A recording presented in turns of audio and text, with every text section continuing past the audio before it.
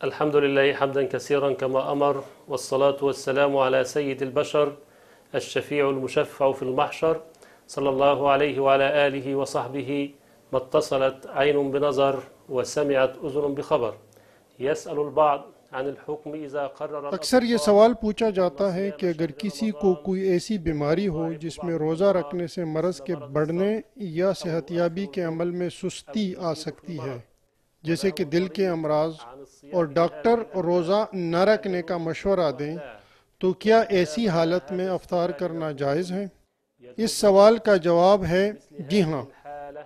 ऐसी हालत में अफ्तार करना जायज़ है जब डॉक्टर ये फैसला करें कि रोज़ा रखने से मरज़ के बढ़ने या मरीज़ के सेहत पर बुरे असरात पड़ने का ख़तरा है, बशर्त ये कि डॉक्टर अपने शोबे में माहिर हों और वो लेबॉर्ट्री की रिपोर्ट के मुताबिक ऐसा करें, तो उस वक्त जायज़ है। इसकी दलील कुरान पाक में इरशाद बारी ताला है, यानी जो कोई तुम में से बीमार हो या सफ़र में हो तो वो इस तादाद को दूसरे दिनों में पूरा करें।